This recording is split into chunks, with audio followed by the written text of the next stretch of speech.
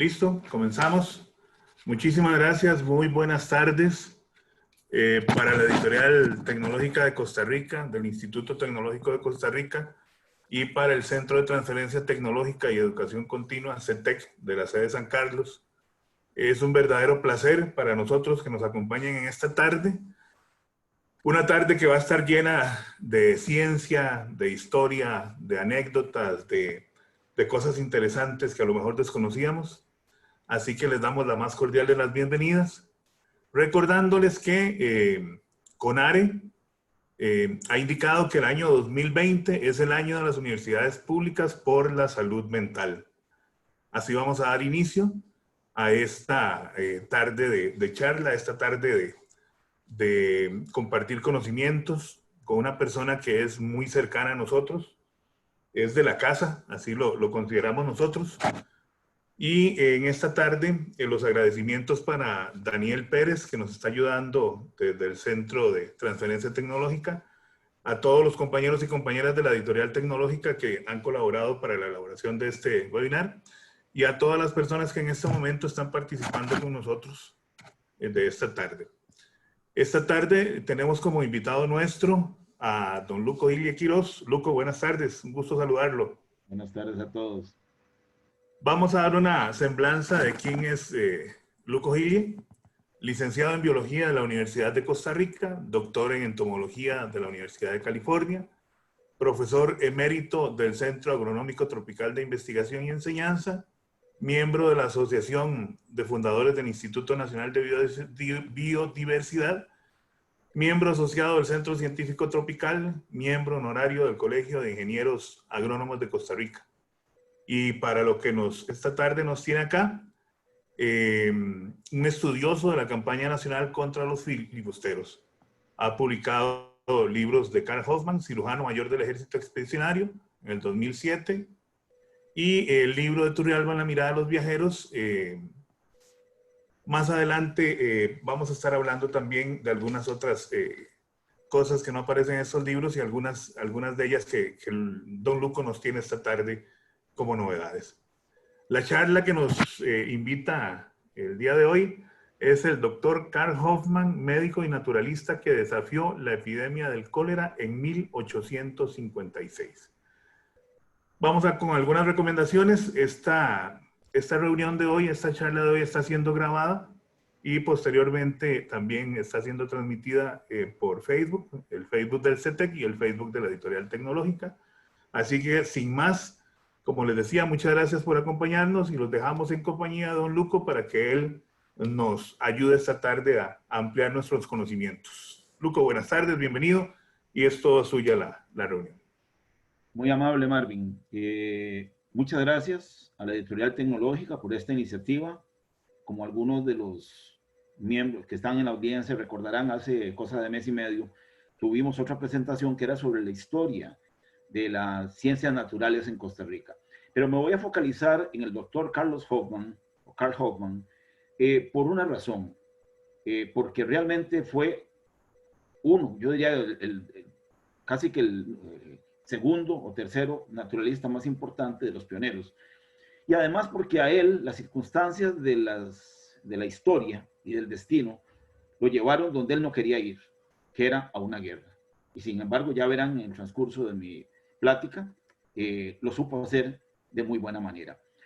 Sería una historia muy larga de relatar por qué me interesé en Hoffman, pero fue porque me encontré la tumba de él en el cementerio general, bastante roñosa, bastante abandonada, y comencé a leer sobre él. Había un librito de don Carlos Meléndez, un libro breve, y gracias a mi hermana mayor, que es historiadora y que hace 2 años publicó un libro, son 30 años de investigación sobre los alemanes en Costa Rica, ella me reveló que existía un testamento del doctor Hoffman. Lo busqué en el Archivo Nacional y de ahí empecé a profundizar en el conocimiento de su vida y de su obra, al punto de que publiqué los libros que pueden ver ustedes en pantalla. El INVIO me publicó el primero, Carl Hoffman, naturalista, médico y héroe nacional.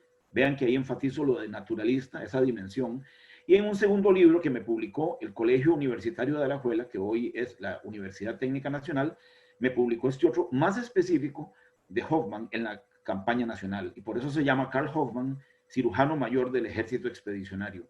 Este segundo está agotado desde hace mucho tiempo. Del primero todavía quedan ejemplares en el Instituto Nacional de Biodiversidad. Pero además con la UNED publiqué un librito sobre la campaña nacional que se llama De cuando la patria ardió, en el cual rescato nuevos elementos que encontré después sobre el doctor Hoffmann. Posteriormente, ya hice un trabajo más detallado en el libro Trópico Agreste. Es un libro de 860 páginas, un libro muy voluminoso en el que pude profundizar en el legado de Hoffmann y de otros naturalistas alemanes y también de otros europeos. Y más específicamente, Hoffmann tuvo una relación muy cercana con don Juan Rafael Mora, que fue nuestro presidente por 10 años, y don Juanito, como le decimos en Costa Rica, propició de varias maneras el desarrollo de las ciencias. Entonces ahí retomo otras partes de las contribuciones o aportes de Hoffmann. Entremos en materia, como dicen los abogados. ¿Qué podemos decir de la vida de él? Vean que él nació en un pueblito que hoy pertenece a Polonia, en una región que se llama Pomerania. Yo nunca he estado allá, pero tengo amigos que me mandaron fotografías, y tengan en mente la fotografía que ven aquí arriba, porque realmente Pomerania, por lo que me dicen, consiste de terrenos muy vastos, muy planos, de textura más bien arenosa. Entonces no hay cerros, no hay montañas, lo que hay son cerritos, que el más alto tal vez mide 250, 300 metros. Tengan esto en mente, voy a volver a esto.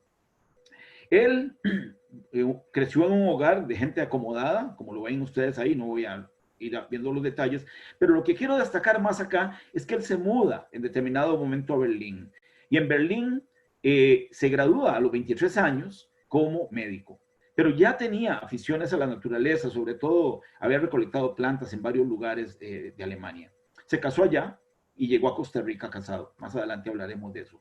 Pero aquí viene una dupla, yo diría que es una dupla portentosa, porque también territorio polaco hoy, en Gdansk, ahí nació Alexander von Francius, y fueron amigos, aunque von Francius era 2 años mayor que él, coincidieron en Berlín en sus carreras de medicina, y tuvieron una relación tan cercana que después se vendrían juntos para Costa Rica. Pero antes de aludir a eso, quiero destacar que von Francius era amigo íntimo de Rudolf Virchow, un especialista, el máximo experto en patología humana. Y pude, por dicha, gracias al doctor Christian André, que publicó toda la bibliografía, todas las cartas de Virchow, y pude adquirir el volumen correspondiente y encargar a que me lo tradujeran, y de ahí pude rescatar una cantidad de información maravillosa. Hay que decir que la Universidad de Berlín tenía su propio hospital, el hospital La Charité o La Charité, y Virchow era profesor ahí. Y lo más destacado, Virchow fue tan prominente que fue el proponente de la teoría celular, cuando pudo demostrar que toda célula proviene de otra célula. Y bueno, muchas cosas más, por supuesto, pero esa es, digamos, la expresión más sintética de lo que encarna la teoría celular. Aquí pueden ver una imagen de ese hospital. En ese hospital, posiblemente Hoffmann trabajó. Ya vamos a ver esto. Lo interesante acá es que von Francius estudió en Berlín, pero se va a Breslavia. Y en un determinado momento, la primera pandemia, recuerden, aquí hay que dejar un concepto muy claro. Normalmente un patógeno, como un virus, como una bacteria, en todos lados hay virus y bacterias. En eso hablamos de fase endémica, cuando simplemente convive con nosotros, no causa mayor problema. Cuando afecta a un grupo de población muy grande, le llamamos una epidemia. Epi quiere decir sobre, o sea, sobre la gente, demos gente. Y se le habla de pandemia cuando ya esa epidemia abarca por lo menos 3 continentes, que es lo que estamos viviendo actualmente con el coronavirus. Entonces, la primera pandemia mundial empezó en la India en 1817. Y hay una segunda pandemia que empieza en 1829. Pero vean qué interesante es esto. Pasó por Alemania, pasó por otros países europeos, pero 20 años después, la pandemia se expresa de nuevo en Alemania. Eso dice mucho de los medios de comunicación de la época. Ahorita estamos viendo con lo del coronavirus recrudecimientos casi inmediatos por toda la celeridad del mundo moderno. Y es en esa circunstancia, de ese rebrote, que Bonfrancius, ya graduado de médico, le toca, como lo manifiesto aquí, le tocó hacer de 40 a 50 autopsias en pocas semanas. Trabaja con Friedrich Gunsberg, que es el que escribe un documento sobre el cólera asiático, y en determinado momento en la correspondencia, Bonfrancius le pregunta a Virchow, que estaba en Berlín, si realmente el cloruro de carbono funcionaba contra el cólera. No hay una respuesta clara de Virchow, pero ya vamos a ver qué tiene la importancia de este dato. Y decía también que un judío, el doctor Immanuel Levy, había demostrado que varios productos homeopáticos, porque eran en dosis homeopáticas como los que están aquí anotados, tenían un efecto adverso al bacilo del cólera, que en ese momento no se sabía que era un bacilo. Ya vamos a hablar de eso. Entonces, nótese que ya Bonfrancius había estado expuesto al cólera en su país. ¿Y qué pasa con Hoffman? También hay evidencia de que Hoffman, lo que no sabemos con certeza es si fue en el hospital de la Charité, pero es muy probable que sí, porque era el hospital universitario. Y es tan interesante, por eso les decía lo del cloruro de carbono, porque en el testamento de Hoffman, después de que él muere, su paisano, Rodolfo Kuell, dona los libros de él a la Universidad de Santo Tomás. Y en el ítem 46, que pueden ver en la pantalla, dice C. Hoffman, y en alemán lo que dice es cloruro de carbono contra el cólera. Posiblemente en un folleto, pero escrito por el propio Hoffman. Es decir, no sé si lo trajo de Alemania o lo escribió posteriormente, pero hay una conexión, vean ustedes, con esta sustancia en relación con Bonfrancius y Hoffman. Bien, ellos se permanecen en Alemania, Hoffman y Bonfrancius, hasta que toda la consecuencia de la revolución de 1848, que eran revoluciones en toda Europa, que alcanzó el clímax en Berlín en el 48, hace que ellos tengan que salir del país. En realidad hubo una diáspora, los alemanes salieron hacia América en cantidades masivas, y algunos de ellos estaban buscando otras oportunidades. Ya algunas de estas cosas las abordé en mi plática posterior, pero las toco nada más de refilón.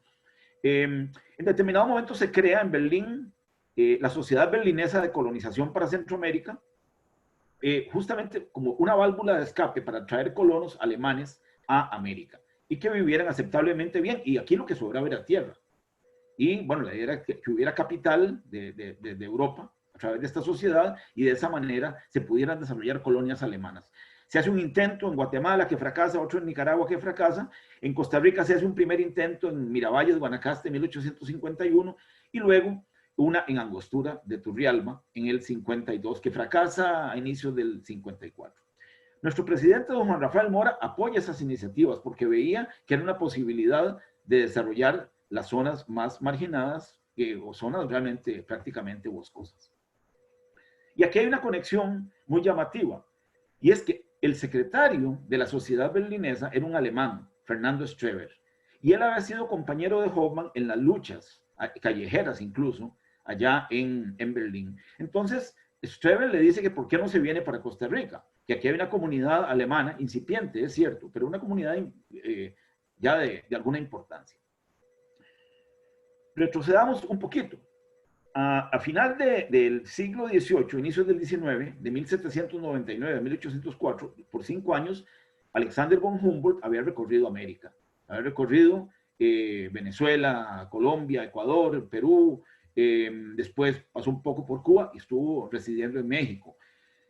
Y Humboldt, aquí están todos sus grandes aportes, él regresa a Alemania y se convierte en un referente para todos los científicos alemanes y del mundo.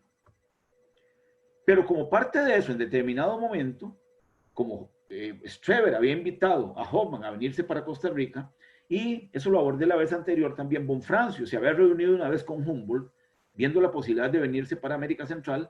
El propio Humboldt escribe una carta para nuestro presidente don Juanito Mora recomendando a estos dos científicos, que él dice ahí en la carta, dice, estos señores son dos científicos muy distinguidos y además hombres muy morales hijos de familias respetables de nuestro país. Es así como ellos llegan el 14 de diciembre de 1853, llegan a San Juan del Norte, en el Caribe nicaragüense, a la entrada en la boca del río San Juan. Ellos llegan junto con don Julián Carmichael, que después cambió su apellido por Carmiol, porque era mucho más sencillo, lógicamente, su pronunciación y su escritura. Don Julián no tenía, ellos dos, repito, eran médicos. Don Julián no tenía una carrera universitaria, pero era lo que se llamaría un maestro jardinero, era un perito, posiblemente graduado en un colegio vocacional. Entonces era un hombre interesado en la naturaleza también. Hoffman, desde que llega, se instala en la capital y muy cerca de don Juanito Mora. Él vivía, aquí tenemos el Parque Central, que se llamaba la Plaza Principal antes, por las indagaciones, por las indagaciones que he podido hacer, él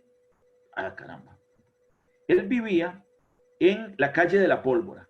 Es esa calle que está en este costado, y tenía su consultorio en la calle de la Independencia por el otro lado. Pero vean que aquí, muy cerca, vivía don Juan Rafael Mora, o sea, los separaban 2 cuadras si acaso. Entonces, con ese San José tan pequeñito, además el Palacio de Gobierno estaba a 3 cuadras y media de la casa de Hoffman. Entonces, posiblemente ellos comenzaron a interactuar. Esta imagen que está aquí es la casa de don Juanito arriba, y abajo una vista de la calle de la Pólvora desde la Catedral Metropolitana. ¿Qué hace Hoffman cuando llega? Bueno, en la carta, la intención de Humboldt cuando escribió la carta era que a ellos les dieran trabajo en la universidad. Pero en esos tiempos, nuestra universidad, la de Santo Tomás, era una universidad pequeñita, mínima. Es más, en ese momento ni siquiera tenía edificio. Y era una universidad confesional, o sea, regentada por curas, y lo que se enseñaba era fundamentalmente teología, derecho, latín, y después un poquito agrimensura por las necesidades que había en el país de medir tierras donde sobraba los territorios baldíos o los territorios inexplorados o prístinos. Él entonces no tenía cómo satisfacer sus inquietudes de naturalista, tenía que agenciárselas de alguna manera, ganarse la vida de alguna manera, y entonces establece su botica. Noten ahí en el anuncio de arriba que, repito, la botica estaba en la calle de la Independencia, o sea, en el costado sur del Parque Central. Pero además vendía vino. Tenían que agenciárselas de nuevo con diferentes tipos de mercancías, ¿verdad? Para poder ganar su dinerito. Pero también, un culto como era, junto con su amigo Strebe y con Franz Kurse, que era ingeniero, crean un periódico, este que está aquí al lado derecho, que era el periódico alemán de Costa Rica. Realmente eran 4 paginitas. Hay un solo ejemplar en el Archivo Nacional, y con corresponsales en varios países de América Central y en Europa también. Y entonces en su tiempo libre se dedicaba a recolectar plantas y animales. Tan buen médico era Hoffman, que según un testimonio de don Chico Romoser, que vino de chiquillo, él tenía como 17 años y vino en el mismo barco en que vino Hoffman. Vean que ahí vienen los nombres de los médicos que ejercían en Costa Rica en ese momento. Y ojo, lo remarqué con amarillo. Cuando habla de Hoffman dice, sin duda, el A número 1 entre todos. Lo que diríamos en términos, no sé si pachucos o comunes, era la tapa del perol. O sea, era lo máximo, o que en inglés dirían top notch. O sea, era el máximo en sus calidades de los médicos que teníamos. Entonces él se ganó la confianza de la población. Y tan es así que él llegó en enero del 54. 2 meses después cumplió 70 años don Juan Mora Fernández, nuestro primer jefe de Estado.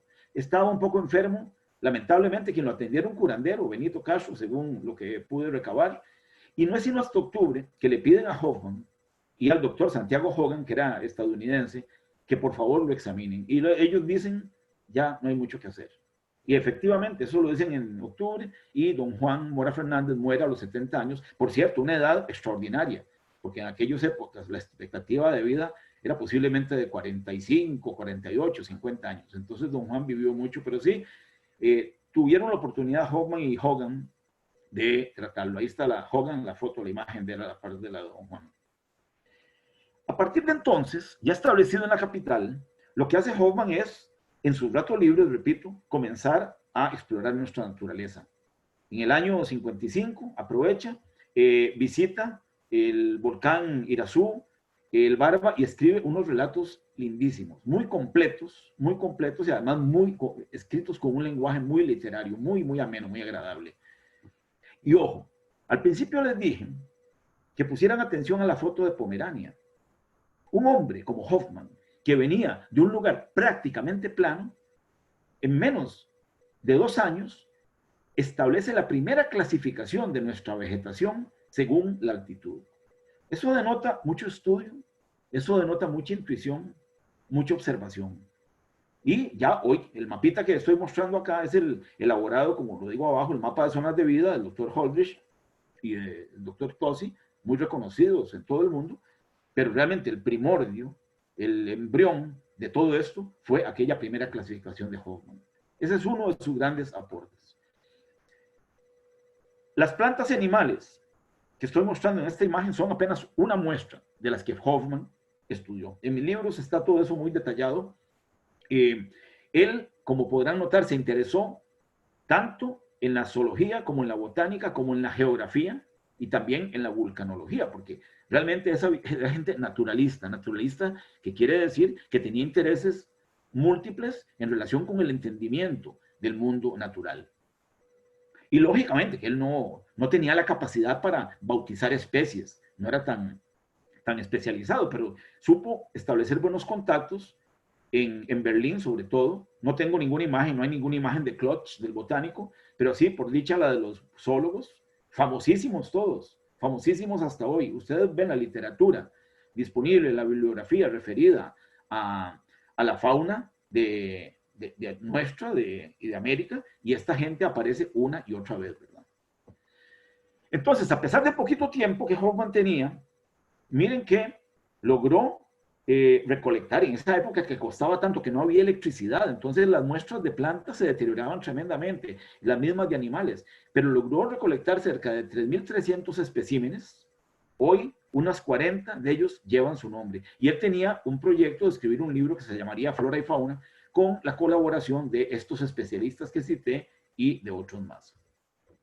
Algunos rápidamente: el perezoso de 2 dedos, Coloepus hoffmanni, tiene el epíteto o dedicado a él. Igual otros, ¿verdad? El pájaro carpintero, Melanerpes hoffmanni, la araña picacaballo, Sphaerobothria hoffmanni, la lechilla, ¿verdad? Que es pariente de la pascuita, en fin, muchísimas especies. No me detengo en eso porque el foco de la plática de hoy es otro, ¿verdad? Y este es el foco. Hoffmann estaba muy contento, estaba muy feliz, explorando la naturaleza tropical en su exuberancia, en su verdor, en todos esos mecanismos y fenómenos por desentrañar. Y de pronto otro se cierne sobre el horizonte una terrible amenaza, y eran las intenciones de William Walker y su ejército filibustero por tomar las 5 repúblicas centroamericanas. En la bandera, Walker se establece en Nicaragua, llega a ser presidente de Nicaragua, y en la bandera de Nicaragua tenía una consigna que decía 5 or none, todas o ninguna. O sea, como cuando se juegan naipes, se habla de la mesa gallega. Quería hacer mesa gallega con todas las repúblicas centroamericanas. Y venía, no era un loco y aventurero, venía apoyado por los esclavistas del sur con la intención de es muy largo narrarlo, pero de instaurar la esclavitud en América Central y el Caribe, por supuesto. Ya había sido presidente de Sinaloa, pasa que lo corrieron, pero también se autoproclamó presidente de Sinaloa. Ante esta circunstancia, ya la amenaza, Walker llegó en junio del 55 a Nicaragua, pero ya la amenaza se vio muy clara hacia final de año, noviembre del 55, y se expresó de manera ya inobjetable en marzo, marzo, y es así como don Juanito Mora, en este dibujo hecho por Carlos Aguilar Durán, voy a estarles mostrando varias imágenes de mi amigo muy querido Carlos Aguilar, excelente pintor alajuelense y excelente ser humano. Cuando don Juanito convoca a nuestra población y le dice: a las armas costarricenses, ha llegado el momento que os anuncié. Eso es el 1 de marzo de 1856, en la mañana, en la plaza principal. Y ese mismo día, por la tarde, don Juanito recibe esta carta que está en el Archivo Nacional, suscrita por 35 alemanes residentes en San José. Entre ellos, lógicamente, aquí aparece el doctor Karl Hoffmann. Aquí está don Julián Carmiol y su hijo, que era un muchacho, pero ya calificaba para ir como combatiente. Y así ellos se ofrecieron a ir a pelear por nuestro país. Realmente de los alemanes, que al final de cuentas van a los frentes de batalla, los que van son 10 en la primera etapa de la campaña. Todos se destacan mucho y lamentablemente hay 4 de ellos que mueren. Y antes les hablé de Alexander von Bülow. Él fue el que estableció esas colonias en Santo Tomás de Guatemala, en Karlstad, en Bluefields, en Nicaragua, y después en Miravalles y luego en Angostura. Y se convierte en miembro de nuestro Estado Mayor. Lamentablemente muere. Se ha dicho que de cólera, pero el doctor Leonardo Mata después demostró que realmente fue de disentería. Realmente el cólera y la disentería se dieron muy parejas. La diferencia, bueno, son diferentes agentes etiológicos los que lo causan. Pero, por ejemplo, ya vamos a ver, el cólera, la diarrea que dan es una diarrea de agua de arroz, que llamaban, blanquecina, muy diluida. En cambio, una diarrea de disentería es diferente, es una diarrea de lo que nos puede pasar a cualquiera, ¿verdad? Y hay otras características, pero con varios criterios, Leonardo, ya falleció lamentablemente, Leonardo esclareció que von Bülow murió no de cólera, sino de disentería. Don Juanito recibe la carta de los alemanes, pero es tan interesante esto, y tan importante, que la víspera, ese fue un año bisiesto, el día 28 de febrero, don Juanito ya había nombrado a Hoffman cirujano mayor del ejército expedicionario. Eso se llama confianza. Estaba poniendo en manos de un extranjero toda la salud y la integridad de nuestras tropas. Esa era la confianza en Hoffman y uno puede entender esa cercanía entre ellos dos. Hoffman tenía un equipo de médicos. Aquí hay fotos, no hay fotos de todos. Aquí hay algunos de ellos que están en su orden, ¿verdad? No me detengo en eso porque quiero profundizar en otras cosas. Nuestro ejército sale entre el 3 y el 5 de marzo, rumbo hacia Guanacaste, y bueno, eventualmente hacia Nicaragua. ¿Cómo era Hoffman? Hay un testimonio muy bonito que recogió, don Anastasio Alfaro, que era director del Museo Nacional, de parte de un combatiente llamado Juan Blas Venegas. Y decía esto que ustedes pueden leer ahí. Era un hombre en la flor de la vida, alto, galán, de barba negra, valiente como pocos, afectuoso y servicial, lo mismo con el presidente de la República que con el último soldado. Eso dice muchísimo, y ya lo van a ver ustedes con lo que les voy a mostrar posteriormente. Y efectivamente, el 20 de marzo se tiene la primera confrontación con los filibusteros en el territorio nacional, en lo que es hoy el Parque Nacional de Santa Rosa, parte del área de conservación de Guanacaste. Hoffman no estaba ahí, estaba en Liberia. Se había mandado una columna a hacerle frente a los filibusteros sin saber que estaban ahí. Ya hubo después que enfrentarlos. El médico que estuvo ahí fue don Cruz Alvarado Velasco. La batalla tiene lugar el Jueves Santo. Imagínense el calor de Guanacaste. Esta foto me la tomaron el año pasado, amigos, colegas del Parque del Área de Conservación de Guanacaste. Más o menos ese era el entorno del momento en que ocurrió la batalla. Ya los árboles deshojados, etcétera. Imagínense el calor de Semana Santa en Guanacaste en ese momento. Así se enfrentaron nuestros combatientes a los filibusteros. Y aquí hay una imagen que Carlos trató de recrear estas cosas. Y este fue el saldo. Un saldo para nosotros relativamente favorable. 20 muertos y 31 heridos. Y los filibusteros era un grupo de más o menos 250. Cuando se dieron cuenta del poderío, en 14 minutos los derrotamos. Y eso se ocurrió porque el batallón iba encabezado por don José Joaquín Mora Porras, hermano de don Juanito. Y el suegro de él había sido el dueño de la agencia de la hacienda Santa Rosa. Entonces él se conocía Santa Rosa como la palma de la mano. Le hicieron una operación de pinzas por los cerros, por los diferentes costados, y los filibusteros no esperaban eso. Salieron en carrera, literalmente, porque 200 se pusieron pies en polvorosa, como se decía antes, ¿verdad?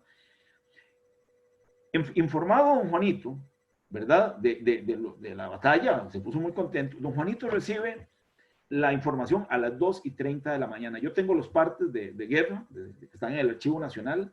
A las 2:30 de la mañana, una noche de luna llena, eso lo determiné de otras maneras, se entera de la victoria. Y en Liberia, de inmediato, en el campamento, redacta 2 cartas, una de felicitación a los combatientes y otra a su hermano, José Joaquín, y le pide al doctor Hoffman que por favor se vaya a atender a los heridos para ayudarle a don Cruz Alvarado Velasco. Se ganó. Días después se penetra en territorio nicaragüense porque a Walker había que perseguirlo. Y es en La Virgen, a orillas del lago, donde se tiene una escaramuza con un batallón pequeño. Y ahí tenemos una fatalidad que fue el sargento Félix Jiménez. Lamentablemente estaba lejos de donde estaba Hoffman, pero lo llevaron con 2 balazos en el hueso de una pierna. Y ahí, anoto este dato, porque esta es la documentación de la primera amputación que hay en la campaña nacional. Y cuando digo amputación, digo algo muy grave, muy serio. No solamente por la persona que perdía un miembro, sino porque en esa época no existían los anestésicos. Y conversando con médicos, amigos, lo que me han dicho es que en esa época lo que se hacía era embriagar al paciente para que estuviera borracho, estuviera ebrio, no se diera cuenta de nada, y luego se le amputaba ya fuera el brazo o una pierna. Lo que hacían era cortarlo con serrucho o con hacha, así de tosco. Y luego cauterizaban las venas con aceite hirviendo. Esa era realmente la medicina de la época. Y lamentablemente muere don Félix, pero ya vamos a ver lo que pasa en Rivas. En Rivas, el 11 de abril, se ha hablado mucho de que en Rivas murieron 500 combatientes nuestros. El doctor Raúl Arias, historiador, muy querido amigo, ha revisado los expedientes en años recientes, publicó un libro que se llama Los soldados de la campaña nacional, con todos los registros detallados, y realmente, por los datos de Raúl, fueron 136 muertos. Pero 136 muertos, digamos, de las 7 de la mañana a las 5 de la tarde. Una barbaridad. Es una palabra muy fea de decir, pero fue una carnicería. Saber los cuerpos ahí tirados, ¿verdad? Y muertos de los 2 bandos, realmente. Entonces, esa misma tarde, el combate más fuerte se da en la plaza principal, marcada con el asterisco. Y ahí estaba el mesón de guerra, que no era que se llamaba mesón de guerra porque ahí se peleó por la guerra, sino que era de un señor que se llamaba Francisco Guerra, y por coincidencia ahí hubo una guerra. El cuartel general estaba a la par, o sea, William Walker estaba en el mesón de guerra y don Juanito Mora estaba en el cuartel general, y nunca se conocieron, pero estuvieron a un lado de otros, a un cruce de calle. Hoffman establece el hospital de sangre, donde ustedes lo ven allá en el mapa, muy cerca de ahí, 3 cuadras de la plaza. Y esa foto que ven ahí, ahí está todavía en Rivas, esa casa. Le llamaban en esa época la casa de Maliaño. Y esa foto la tomó justamente Raúl Arias, de quien acabo de conversar. Hoffman levanta una lista muy detallada de todos nuestros heridos. Ahí pueden ver la fecha, el 15 de abril del 56, ahí dice el cirujano mayor del ejército expedicionario, doctor Carlos Hoffman. Muy, muy detallada, muy puntillosa y de un gran valor. 271 heridos en el hospital de ahí. Imagínense, un lugar que era como esto. Esa es una foto, un dibujo de lo que era un hospital de campaña. No nuestro, eso es uno filibustero, pero no deben diferir mucho, eran esas casonas coloniales. Pero ahí le tocó hacer 7 amputaciones. Imagínense ustedes, ¿y con qué higiene? Mucha gente no sabe que recién terminó nuestra campaña nacional, se desató la guerra de secesión en Estados Unidos. Muchos de los filibusteros que combatieron aquí se incorporaron con los sureños, esclavistas, con los confederados allá. Y cuando uno ve las cifras de las muertes de la guerra civil estadounidense, la mayor parte de las muertes no fueron por pólvora, fueron por infecciones derivadas de las operaciones que hubo que hacer. Entonces, vean las condiciones tan lamentables a las que tuvo que hacerle frente Hoffman. Y estando en esas, antes de eso, vean este testimonio tan bonito. Pedro Barillier, un francés, general que había sido traído para adiestrar a nuestras tropas. ¿Eh? Y vean lo que dice, habla muy bien de la oficialidad, pero dice, ¿y cuánto celo y acierto en los inteligentes cuidados prodigados a nuestros numerosos heridos por el señor cirujano en jefe Carlos Hoffman? Así se le veía a Hoffman y así se le quería. Claro, pero de súbito, y cuando nadie lo esperaba, aparece un combatiente de Cartago con síntomas muy raros, y ya aparecen 2 y aparecen 3, y Hoffman dice, esto ya yo lo conozco. Él lo conocía de sus tiempos en Berlín. El problema era que en Berlín no sabían ni siquiera cuál era el agente causal, no sabían cómo combatirlo, etcétera. Excepto, como decía antes, que aquella mención del cloruro de magnesio y algunos productos homeopáticos. Pero en esa época, como no se conocían, repito, los virus ni las bacterias, los microorganismos, se imputaba todo a lo que llamaban miasmas, vapores miasmáticos, emanaciones de las aguas estancadas, de climas exagerados. Por eso, esto que tengo aquí es de un parte de don Juanito Mora. Dice que ellos salen de Rivas por la inclemencia de un clima insalubre. Y después se decía, una atmósfera caliente como la de Rivas provoca la irritación del hígado y causa un aumento excesivo de bilis. Porque como digo arriba, la palabra cólera, el término cólera viene de cole, que quiere decir bilis, y morbus, enfermedad de la bilis. Eso es lo que se pensaba. Nadie lo asociaba con un microorganismo. Entonces, cuando don Juanito dice, ¿qué hacemos? Y aquí es que el problema es Rivas, vámonos de Rivas. Y se toma la decisión de repatriar nuestras tropas, que fue el gran error. Pero eso era lo que se sabía en la época. Ni Hoffman ni el resto de su equipo médico podían decir otra cosa más que eso. Y es así como se traslada nuestra tropa hacia el interior del país. No sería sino en 1884, ven ustedes, 30 años después, que Robert Koch descubre la asociación entre un microorganismo, ahí está el vibrio cólera, y la enfermedad. Entonces, ¿cómo podían los médicos nuestros recomendar algo contra un fantasma? Porque era un fantasma. Un microorganismo invisible y tan letal. No me detengo mucho aquí, pero nada más para que vean la letalidad. Ahorita que estamos enfrentados al coronavirus, realmente el coronavirus da margen, da chance. Estamos hablando de 14 días, más o menos 6 días en promedio. Miren, aquí en pocas horas se podía incubar la bacteria y podía causar la muerte en menos de 12 horas. Como decía antes, realmente a la gente no le daba calentura. No le daba calentura, más bien hablaban del hielo, así con hielo con Y, en las partes de guerra. La piel gélida, la piel muy, muy, muy fría, entumecidos. Y una pérdida de electrolitos, de sales minerales, de líquidos, que hacía que la gente entonces se deshidratara y moría de esa manera. Hoffman, en esos momentos se toma la decisión de repatriar nuestras tropas, pero Hoffman se queda con el general José María Cañas, movilizando a los heridos nuestros. Llegaron barcos al puerto de San Juan del Sur y desde allá, ahí se ven las tropas nuestras. Esos dibujos son reales, son de corresponsales de guerra estadounidenses que estaban haciendo estos dibujos. Testimonios muy valiosos, sin duda. Y entonces viene la desolación a la capital. Carlos ha tratado de representar en este dolor y con parece un zanate, ¿verdad? Un cuervo, como señal de muerte, ¿verdad? Y aquí como unas acacias adelante, lo que pasaba en Guanacaste, en el camino. La gente quedaba enterrada, ni enterrada, a veces no había tiempo de enterrarlos, quedaban a la vera del camino. En San José, lógicamente, la gente se asusta mucho, se invoca mucho al dulce nombre de Jesús, procesiones, una serie de cosas, y medidas se prohíben como ahora. Se prohíben las velas de los difuntos, se prohíben, hay un montón lo que estamos viendo ahorita con el coronavirus, en esencia no difiere mucho de lo que se hizo en aquella época. Incluso yo diría que mucho más estricto. Se funcionaba en aquella época. Y la gente moría y pasaban en carretones, los carretoneros tiraban los cadáveres apilados, porque no había ni siquiera ataúdes, y así los llevaban apilados al cementerio del cólera, que se llamaba, que quedaba ahí donde está la Capilla de las Ánimas, que ahora cambió de nombre.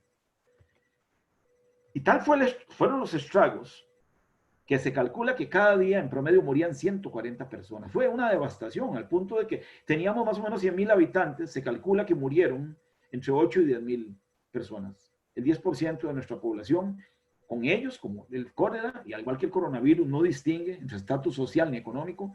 3 comandantes, 2 capellanes, Fombilo, que digo, lo tengo aquí, pero de nuevo, parece que murió de disentería. El secretario de don Juanito, el francés Adolphe Marie, 4 diputados, 2 expresidentes, y hasta el vicepresidente, Francisco María Oreamuno.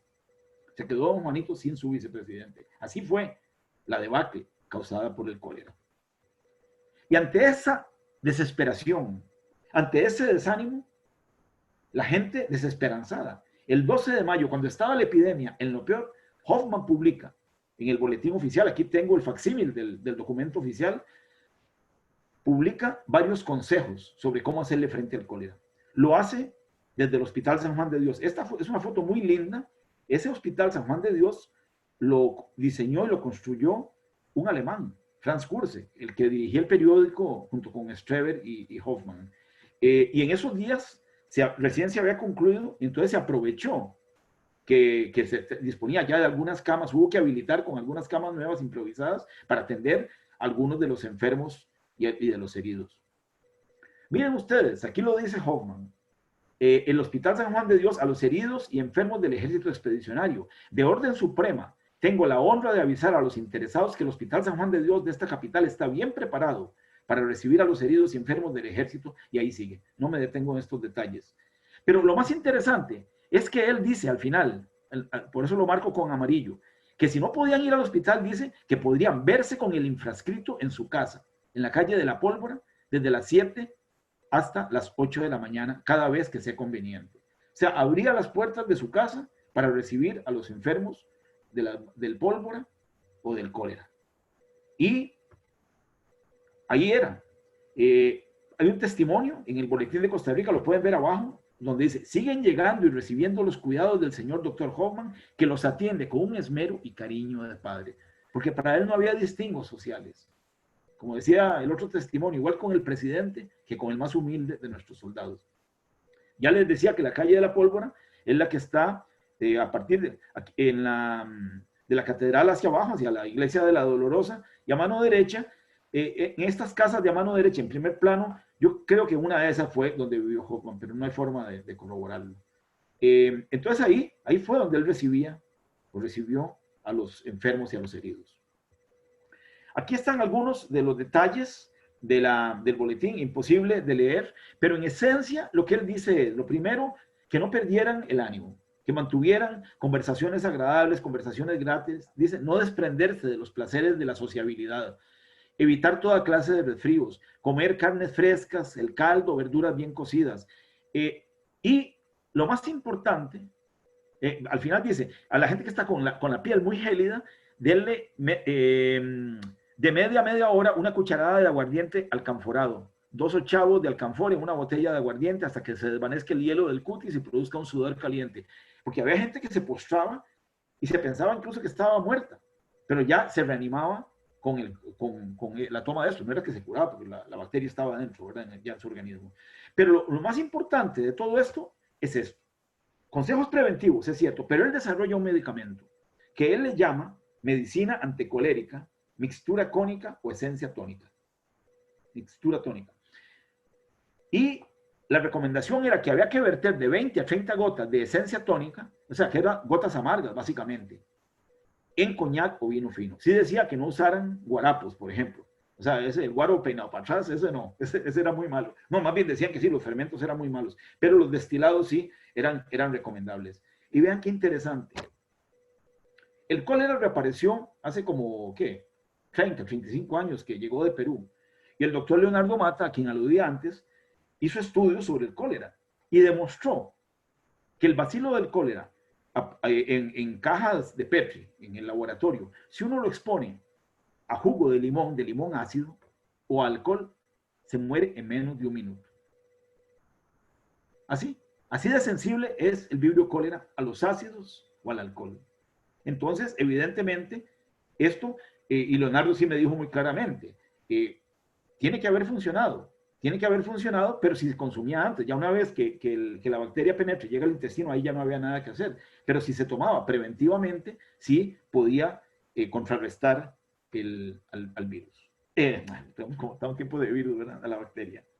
Y tan es así que fíjense que el ministro Joaquín Bernardo Calvo le dice al doctor Hogan, le dice, tenga la bondad de mandar entregar al jefe de policía 12 botellas de coñac para los presidiarios que conducen los cadáveres al cementerio, cargándolas a la cuenta del gobierno. En esos tiempos lo que se hizo fue recurrir a algunos prisioneros para que condujeran los carretones con los cadáveres. Entonces, los estaban blindando con este medicamento. Una de dos, alguien me decía una vez que mencionaste una conferencia, seguramente iban tan borrachos los presidiarios que no se daban cuenta de lo que estaban haciendo. No, pero ya hablando en serio, imagínense que si había diarreas, a la gente posiblemente para enterrarla ni la mudaban. Entonces los panteoneros tenían que coger a la gente con la ropa infectada por la bacteria. Imagínense el grado de exposición, con qué guantes. Lo que los protegió para mí, que fue este medicamento.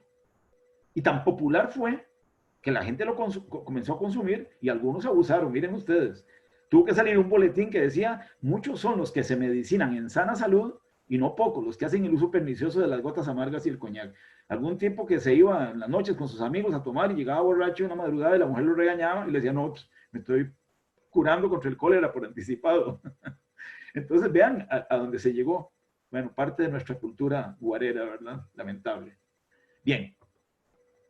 Ya hay un reporte de Hoffman en el periódico justamente, el cual era coeditor, en que él dice que ya como epidemia, o sea, ya el pico había pasado a mediados de julio, pero estuvimos expuestos gran parte de abril y todo se exacerbó por las lluvias, porque nosotros no teníamos cañerías.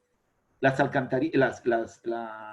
aguas corrían por acequias a cielo abierto y la gente, no había inodoro, la gente defecaba en los cafetales. Entonces, con la llegada de las lluvias, ya digamos, hacia final de abril, todo mayo y junio, el bacilo llegaba fácilmente a las fuentes de agua y la bacteria se propagó rapidísimamente. Y eso explica la devastación que causó realmente nuestra población, que hubiera sido, repito, o insisto, mucho mayor si no se hubiera contado con este medicamento de Hoffman. Posiblemente hubiera sido mucho, mucho más alta esa cifra. ¿Qué pasa despuésito de eso? Bueno, pasa la epidemia y don Juanito dice, hay que volver a la guerra. Lamentablemente a Walker lo vencimos, nuestras tropas lo vencieron el 11 de abril del 56, pero en junio, de manera truculenta, aunque algunos digan que no, se instala como presidente de Nicaragua. Nicaragua tuvo un presidente gringo. O sea, Walker fue presidente de Sonora por unos días y de Nicaragua por un periodo mucho más largo. Entonces había que ir a la guerra. Imagínense lo que es volver a la guerra, volver a un territorio que decían Rivas es miasmático, pero había que hacerlo.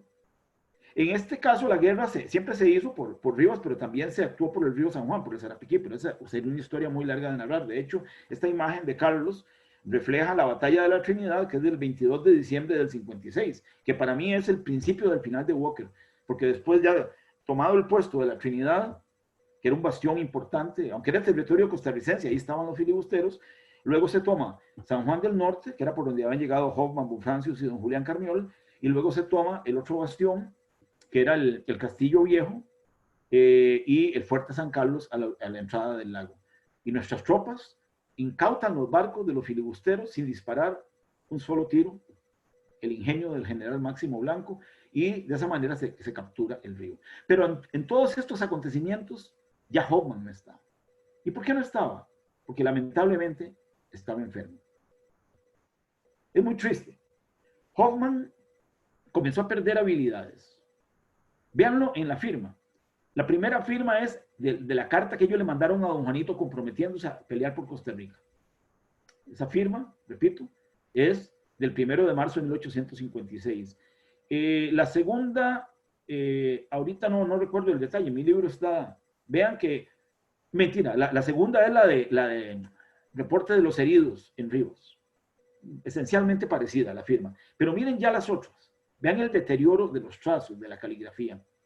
Ya él no tenía habilidad para escribir. Él fue perdiendo movilidad, los dedos se le pusieron a entiesar, como a engarrotar, y entonces entró en una situación muy difícil. Además, la única foto que hay de él, en la cual Carlos se ha inspirado para, ¿verdad?, recuperar la imagen de él, conversando con médicos amigos, uno lo ve, por ejemplo, él tiene una papada muy, muy grande, que realmente no parece de una persona normal. Las manos, si uno las ve, son manos muy abotagadas, muy voluminosas. Y el cuerpo en general, en lo que se decía antes, que era un hombre muy alto, fornido, más o menos corpulento, pero con textura gruesa, pero tirando a delgado, ya aquí él se le ve más que obeso, abotagado. Esta foto, eso lo discuto en mi libro, la tomó un norteamericano, Buchanan, para mí que es de mediados, ahí lo menciono más adelante, de segundo semestre del 57, él ya estaba bastante mal. Entonces ya lo relevaron. De hecho, Hoffman Hoffman iba a ser el primer director del Hospital San Juan de Dios, pero la enfermedad se lo impide. Y entonces nombran a don Santiago Hogan, que irónicamente había tenido algunas disputas con don Juanito en otro momento, pero don Juanito lo considera calificado para asumir esa responsabilidad. ¿De qué murió Hoffman? Yo tengo el acta de defunción, pero de nuevo, conversando con médicos, amigos, especialistas, no hay claridad en el diagnóstico, porque en esa época no había tanto refinamiento. Sí era una enfermedad crónica, porque duró rato, muy insidiosa. Sí se habla de que fue asociada con la médula espinal. Ya digo, la foto está en un estado edematoso del segundo semestre del 57 y dejó de ejercer, ya no podía ejercer como médico, no tenía movilidad. Según mis médicos amigos, fue el estrés. El estrés puede ser devastador. Yo he hablado con amigos ya que han sufrido situaciones complicadas por estrés, laborales y de otro tipo, y el estrés puede, la persona puede somatizar todo ese trauma, y a Hoffman le tocó, imagínense lo que es enfrentar una guerra con la esposa de él en San José, sin saber qué le estaba pasando, regresar y encontrarse esa situación tan áspera, tan difícil, y tener que hacerle frente, tener que hacerle frente.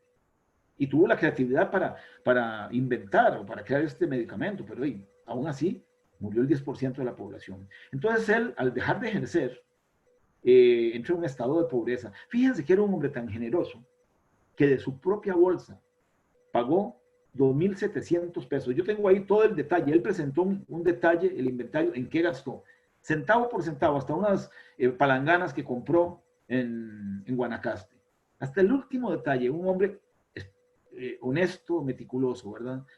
Y al final de cuentas el gobierno, después de la campaña nacional, el país quebró. Hubo que pedir un empréstito a Perú y a otros países, el país estaba quebrado. Entonces, ¿cómo hacerle frente a esos 2.700 pesos? Que eran un verdadero capital. Con decirles que todavía yo tengo la información hasta el puro final y el gobierno no le pudo terminar de pagar lo que le debía. Pero aún así, don Juanito, comprendiendo y valorando lo que había hecho Hoffman por el país, le propuso al Congreso que le dieran una pensión vitalicia de 50 pesos, que era un salario bastante bueno para la época. El 1 de marzo del 58, el Congreso, el general Cañas, que era el presidente, era el intendente general, lo manda al Congreso, lo aprueban de inmediato, sin ninguna duda, por los servicios que le había dado a nuestro país. Y en esas condiciones, él en determinado momento piensa que tal vez irse a un clima cálido y seco como Punta Arenas, en el litoral del Pacífico, le podría ayudar. Y es así como viaja, atraviesa los puentes de Río Grande, la calzada nacional, ahí está esa calzada. Los invito a los que no conocen todavía, ahí arriba en Desmonte, camino por la ruta de Atenas, ahí está todavía la calzada original, esa foto la tomé ahí. Recorrió los montes del Aguacate, el puente del Jesús María, puentes que ya estaban en esa época, para llegar hasta Punta Arenas. Pero lo esperaba algo peor. Lamentablemente, ellos, según mis cálculos, se fueron como en los primeros 3, 4 días de febrero. Y cuando llegan allá, hay una epidemia de tifoidea y su esposa Emilia se muere, se contagia y se muere. El 12 de febrero, apenas llegando. No duró ni 2 semanas. Y lógicamente ellos eran una pareja muy unida. Los testimonios que hay de quienes los conocieron era de que era una pareja muy amorosa, muy respetuosa, de manera mutua, ¿verdad? Entonces él se deprime, queda abatido anímicamente, prepara su testamento, que ustedes lo pueden ver aquí, ahí se ve el lacre en rojo, ¿verdad? Donde se abría el sobre, abajo está la firma. Y exactamente el 11 de mayo, al punto de un día antes de cumplir 3 meses de la muerte de Emilia, contra apenas 35 años de edad, muere el doctor Hoffman. Para terminar, Hoffman es enterrado en el cementerio de Esparza, porque en Punta Arenas el único cementerio que había era el del Panteón, que era en el manglar, al otro lado, y ahí enterraban a la gente pobre, sobre todo porque los cangrejos, es una cuestión desagradable, escatológica, ¿verdad? Escarbaban y sacaban partes de los restos de las personas. Entonces a la gente de cierta posición social y de cierta reputación le enterraban en Esparza. Hoffman en su testamento dice, lo que quiero es que me entierren al lado de Emilia, de mi esposa. Quiero que me entierren de la manera más humilde y discreta, no quiero que me hagan ningún honor. Y en efecto, así fue. Así fue. lo enterraron en Esparza, y allá permanecieron sus restos por 70 años. Y el 1 de mayo de 1929 es cuando se devela la estatua de don Juanito, que está frente al edificio de Correos. Y para esa ocasión le encargan a don Anastasio Alfaro, como director del Museo Nacional, que si puede localizar los restos de Hoffman. Él se va para Esparza, toma el tren, se va para allá, y afortunadamente quedaba un pedazo de piedra donde todavía se leía parte de la inscripción con el nombre de la esposa Emilia. Es la única forma en que pude rescatar el nombre de la esposa, porque las mujeres en esa época eran absolutamente ignoradas. No hay un solo documento en que se mencione el nombre de la esposa de Hoffman, no hay un solo documento en el que se mencione a la esposa de Alexander von Francius, que también vino casado a Costa Rica, y fue por esa lápida que se pudo rescatar que ella se llamaba Emilia. Entonces, don Cleto González Víquez, que era el presidente de la época, dice que Hoffman se merece un entierro con honores de general de brigada. Y es así. 2 días antes de la inauguración de la estatua de don Juanito, los restos de Hoffman se tienen en capilla ardiente, en el cuartel de infantería, en el centro de la capital, y luego se hace un desfile con una concurrencia inmensa. Tuve la fortuna de encontrar una foto de ese día, gracias a mi amigo Fernando Leitón, un gran coleccionista de armas, de medallas y de fotografías. Aquí pueden ver ustedes el momento en que el carromato con los restos, era una urna pequeñita de madera morada con las banderas de Costa Rica. Ese ataúd pequeñito, se me olvidó, perdón, se me fue, contiene los restos de Hoffman y de su esposa. Me parece una cosa muy linda que al final de cuentas, él que quería estar al lado de ella, tenía ahora la oportunidad de estar con ella, estar juntos, los restos entremezclados, digamos. Y entonces se les depositó con todos los honores militares correspondientes en el cementerio general en la capital. Hoffman, pienso yo, que merece muchos homenajes, y fue muy lindo porque cuando escribí mi primer libro, ese libro yo lo presenté en septiembre del 2007 en el Museo Juan Santa María en Alajuela, esa noche. En la mañana estuvimos en el cementerio haciéndole un homenaje. Y a raíz de la escritura de mi libro, la comunidad alajuelense y algunos médicos y miembros de la Caja del Seguro quisieron hacerle un homenaje al doctor Hoffman. Y un año después, en el 2008, se bautizó con el nuevo hospital de San Rafael. En diciembre del 2008, el auditorio se bautizó con el nombre del doctor Carl Hoffman. Aquí a mano derecha pueden ver ustedes el cuadro donde está su retrato. Y posteriormente, mi amigo Carlos Aguilar Durán, de nuevo, en un momento en que se remodeló el museo, el Parque Juan Santa María en Alajuela, donde está nuestro héroe epónimo de la campaña del 56, se hizo este bello mural. Si quienes no lo conocen, vayan, dense una vuelta por Alajuela cuando ya salgamos de lo del coronavirus, o incluso ahora en una vueltita, ¿verdad? Sirve de paseo cívico. Ese gran mural rescata el aporte de los oficiales y de los humildes, de toda nuestra población en la campaña. Y justamente a mano derecha, en este grupo encabezado por don Juanito Mora, que está en primer plano, aquí a mano izquierda pueden ver al general Cañas, y el que está atrás es el doctor Hoffman. O sea, para la historia, Hoffman está en ese lugar donde se yergue el pedestal de Juan Santa María. Y para concluir, no queda más, creo yo, que decir esto. Muchas gracias por su fecundo y luminoso ejemplo, doctor Hoffman. Aclaro que esta imagen es justamente de ese día, el día que presentamos el libro en la noche. En la mañana pude coordinar con la gente del Colegio Humboldt, con la embajada alemana, y fue un acto pequeño, tal vez estuvimos ahí unas 40, 50 personas, pero fue un acto muy simbólico. Se pudo limpiar la tumba roñosa aquella, sembrar estas flores, llevar esta corona de laurel con las banderas de los dos países, que fueron los países de Hoffman.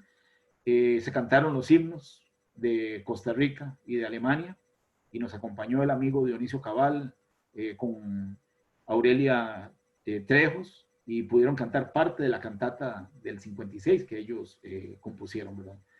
Así que creo que estas cosas nos llevan y espero que esta oportunidad que he tenido haga que ustedes puedan, ojalá que puedan, no porque los libros los haya escrito yo, pero ojalá que puedan consultar esos libros, leerlos para que capten todavía con mayor profundidad el legado humanitario y cívico de este extraordinario ser humano que fue el doctor Carlos Hoffman. Muchísimas gracias. Muchas gracias, Luco, muy amable. Una hermosa presentación de eventos que sin duda no conocíamos muchos de ellos y que gracias a su aporte, pues poco a poco vamos a ir develando. Tenemos 124 participantes, 125 participantes en este momento, Luco. Muchas gracias a todos. Tenemos preguntas, tenemos comentarios. Ahí, dentro de las primeras preguntas que nos hicieron, Silvia Jiménez nos decía que usted más o menos explicó la llegada del doctor Hoffman a Costa Rica, pero ella pregunta que si dejó familia acá porque la abuela de un hijo es descendiente de alemanes y es de apellido Hoffman. Entonces, si alguna descendencia quedó del doctor Hoffman en Costa Rica. Muy oportuna y muy buena la pregunta. Lamentablemente no. Ellos no tuvieron hijos. También en uno de mis libros yo esculqué, esa palabra ya nadie la usa, pero es una palabra muy útil. Esculqué en el Archivo Nacional hasta el último detalle de lo más recóndito de los Hoffman que llegaron a Costa Rica, y hay Hoffman posteriores, incluso hay un Hoffman que anduvo ahí medio en líos judiciales, y después hubo un señor Hoffman en Turrúcares, en Alajuela, que eso sí, dejaron descendencia, pero él era más bien norteamericano, y ya luego hay otros Hoffman, porque el apellido Hoffman realmente es bastante común. De hecho, Monseñor Till, sobre quien acabo de escribir un trabajo amplio, su segundo apellido era Hoffman, ¿verdad? Pero no tuvieron descendencia. Ok. Dice por acá don Luis Fernando Rodríguez, hablando de eso que usted mencionaba, de la ignorancia que se daba para las mujeres. Dice que a lo largo de la campaña del 56, la importancia de las mujeres atendiendo la crisis, ¿verdad? O la pandemia, que si el doctor Hoffman habría tenido dentro de sus colaboradores algún cuerpo de enfermeras o mujeres colaboradoras, que si usted sabe algo. También es una excelente pregunta. Miren, yo he buscado y rebuscado y lamentablemente no hay mención de una sola mujer en toda la campaña, excepto Pancha Carrasco, la cartaginesa Pancha Carrasco. Y una vez que estaba buscando, viendo los enfermeros y vi que decía Mercedes, no sé qué, y después me enteré que era un hombre, porque antes había hombres que los bautizaban como Mercedes, como Carmen, etcétera, y era un hombre. Las mujeres han sido totalmente ignoradas en nuestra historia, totalmente. En nuestra historia, me refiero, bueno, después ha habido por patriarcado y por otras cosas, mucha ignorancia también, pero esa época es terrible, como les decía, no están los nombres de ellas con sus nombres, con sus nombre y apellido, ¿verdad? Y de Pancha Carrasco se han dicho cosas que tampoco son ciertas. Por ejemplo, en alguna publicación encontré que la lista de heridos, quien la había levantado había sido Pancha Carrasco, que ella era la ayudante del doctor Hoffman, y que ella tomó el fusil y le disparó a unos tipos que tenían un cañoncito. De eso no hay ningún... Es invención, realmente es invención. Y yo solo contrarresté lo contrasté con hechos demostrables. De hecho, Pancha Carrasco no sabía leer ni escribir. Ella misma, eso lo demostró Mauricio Meléndez, amigo genealogista, donde ella misma declara que no sabe leer y escribir. De hecho, hay una carta de Pancha, de doña Pancha, en la segunda etapa de la campaña en el río San Juan, dirigida a Manuela, creo que era una hermana, pero yo supongo que fue un amanuense, o sea, le dijo a alguien que le iba a dictar una carta para su pariente, pero ella no sabía leer y escribir. Pero en fin, lo importante es la otra pregunta, ¿verdad? La ignorancia, el desconocimiento de las mujeres. Y los otros amigos, colegas, yo participo de un grupo que se llama la Tertulia del 56, donde a menudo tenemos debates, conversaciones, investigaciones, y no hay una sola muestra de una mujer. Y no creo que no estuvieran, por supuesto que estuvieran. Loco, Marco Ramírez nos dice o nos pregunta, bueno, primero dice que es un gusto escucharlo y continuar aprendiendo de estos grandes personajes. Dice que aprendió de ellos a través de sus libros. Dice que si usted sabe de alguna propuesta para incluir la obra de Hoffman como parte de los contenidos estudiados en los colegios de Costa Rica. Qué importante sería. Qué importante sería. Yo creo que bueno, lo hemos conversado en varios momentos en el grupo de la Tertulia del 56.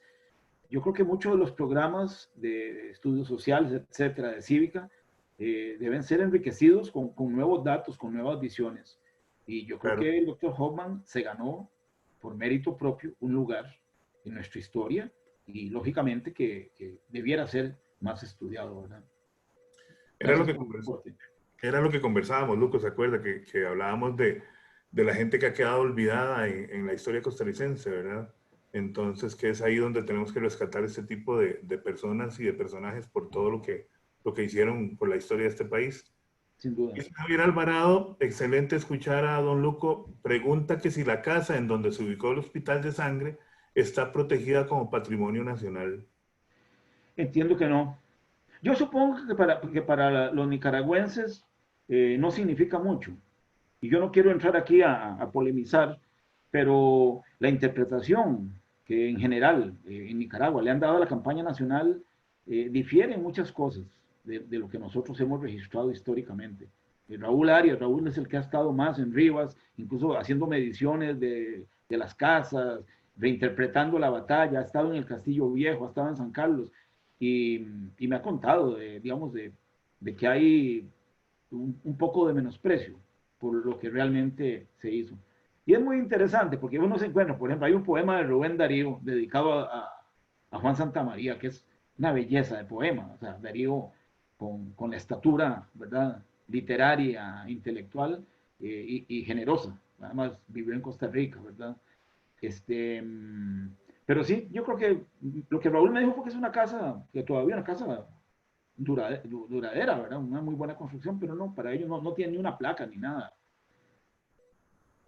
Ahora que lo estás diciendo, que hasta sería bonito en algún momento, como un gesto de buena voluntad de un proyecto binacional, ¿verdad? Poder ir allá y colocar una placa de parte no de Costa Rica, porque la guerra fue centroamericana. Al principio Costa Rica tuvo que hacerle frente porque no tuvo el apoyo de los demás países, pero en la segunda etapa de la campaña realmente sí hubo los ejércitos aliados que jugaron un papel muy importante, ¿verdad? Sería bueno rescatar eso porque es parte de la historia de Centroamérica, ¿verdad? Como un Sin todo. duda, sin duda. Entonces, habría que ver de qué forma se puede hacer. Dice don Carlos Calleja, buenas tardes, tengo dos preguntas. ¿Experimentó Hoffman con plantas medicinales o aisló algún extracto vegetal del cual fueran, o se hayan tenido registros? Y la otra pregunta es que si hay evidencia de que Hoffman y von Francius motivaran el interés de otras personalidades nacionales como el doctor Carlos Durán, Solón Núñez, Clodomiro Picado, que si hay conocimiento del discipulado de José Cástulo Celedón con von Francius, por ejemplo. Sí, Carlos, un saludo también. Con respecto a lo primero, no, realmente lo del cólera nadie lo esperaba. Bueno, o sí se esperaba porque ya había habido, de hecho en la primera pandemia, ¿verdad?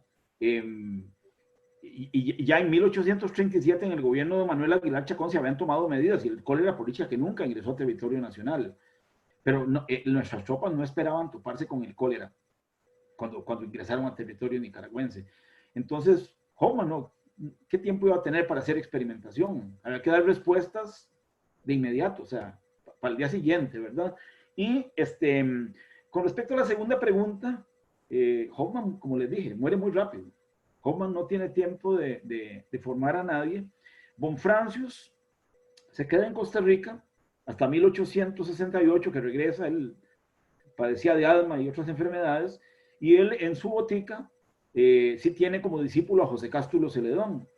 Y cuando él se va, eso lo mencioné yo en la charla mía anterior, cuando él se va para Alemania, pasa por Washington y en el Smithsonian, en el Instituto Smithsoniano, deja a José Cástulo y se está ahí por 4 años formándose como ornitólogo y como mastozólogo, sobre todo. Pero sin embargo, después José Cástulo aprende al guillo de plantas medicinales porque él compra después la botica francesa.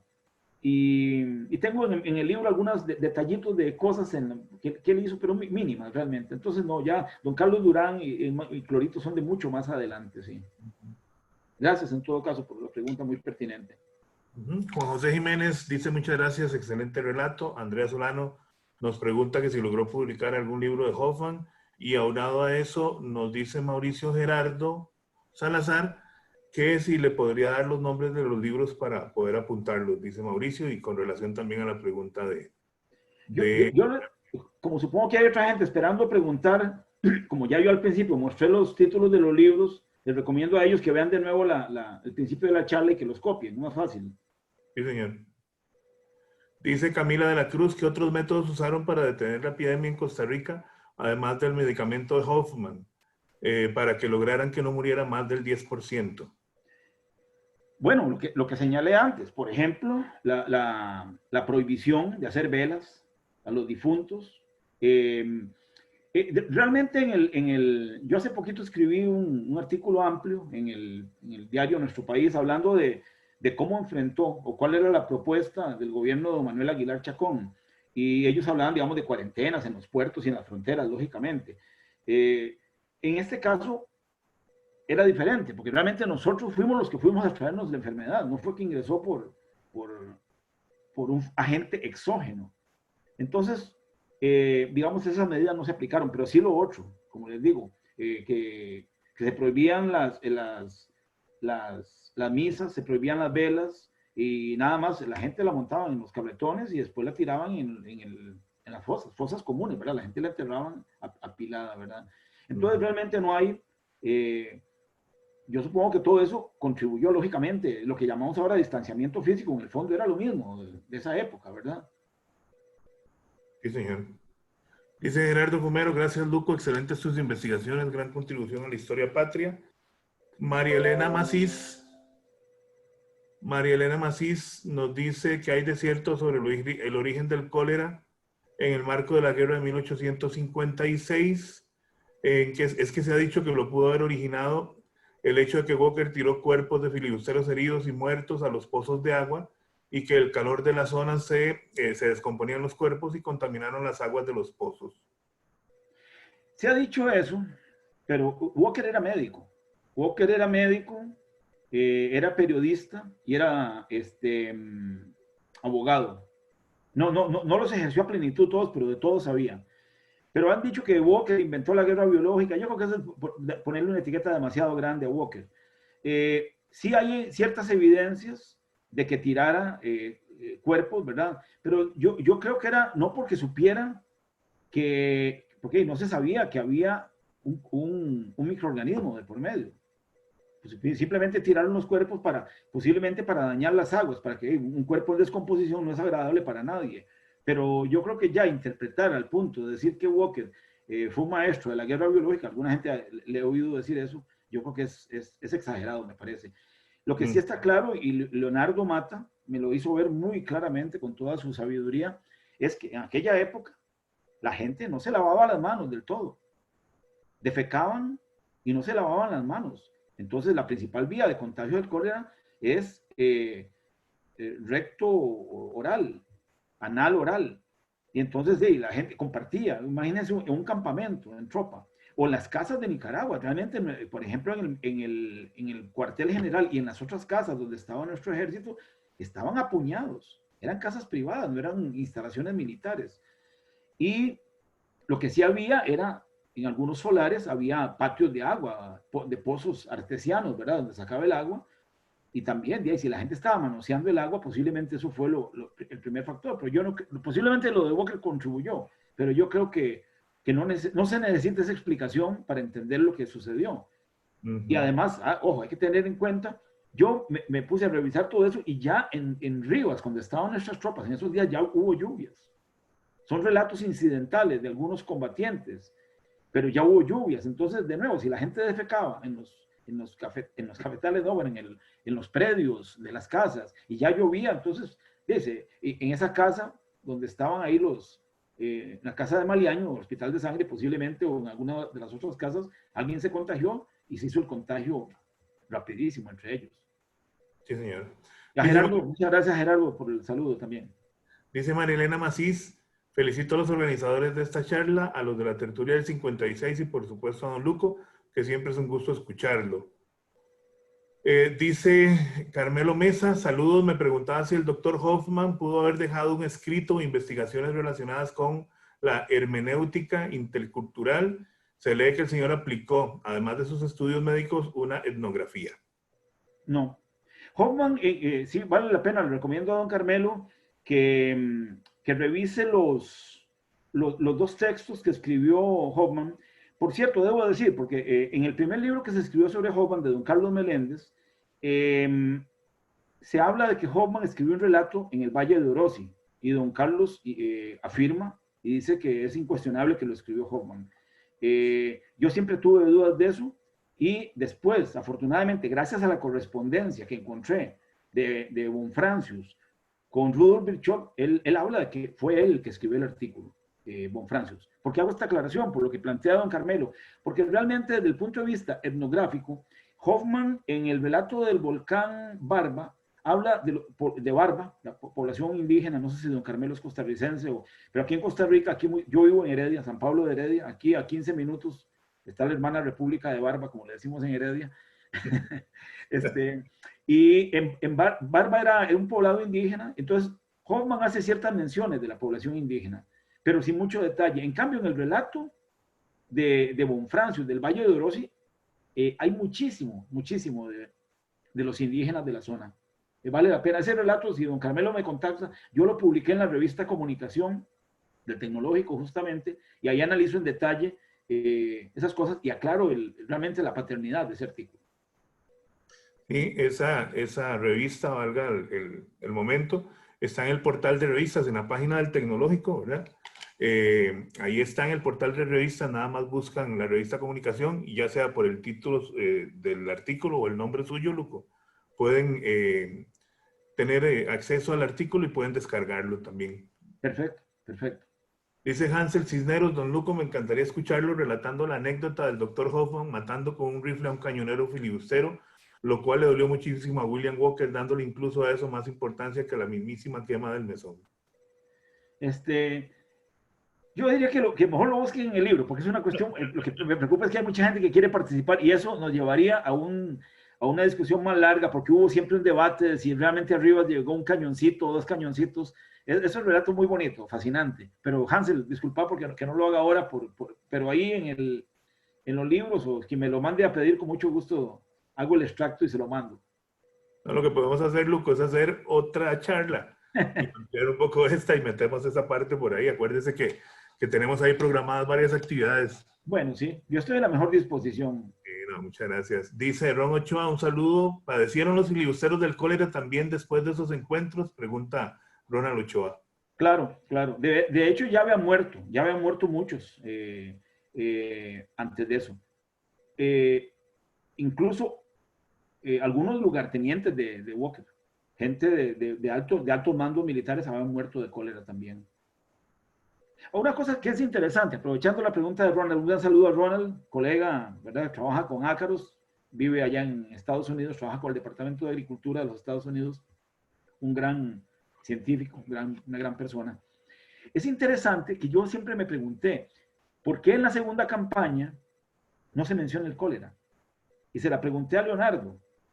Y lo que me decía Leonardo Mata era que el bacilo necesita, en una fase de su ciclo de vida, permanecer en aguas estancadas. Y por eso es que la India es el lugar recurrente de apariciones de cólera, porque hay cuerpos de agua permanentes y podríamos decir que hasta putrefactos, ¿verdad?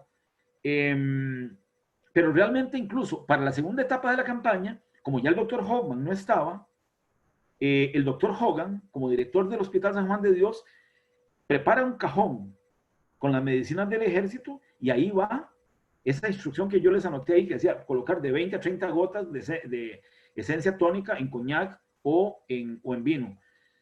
Y la única evidencia que he encontrado de cólera en la segunda etapa de la campaña es que había otro alemán que fue muy amigo de Hoffman, se llamaba Franz Ellendorf. Ellendorf fue uno de los firmantes de la carta, y Ellendorf va como cirujano mayor, o sea, reemplaza a Hoffman en la segunda etapa de la campaña, pero no tiene tanta, digamos, prominencia. Era un hombre muy querido, por cierto. Y en la isla de Ometepe, en el lago, en un momento, cuenta don Faustino Montes de Oca en sus diarios que hay un capitán de un barco que está enfermo y que usa la medicina de Hoffman, y en menos de 24 horas lo cura.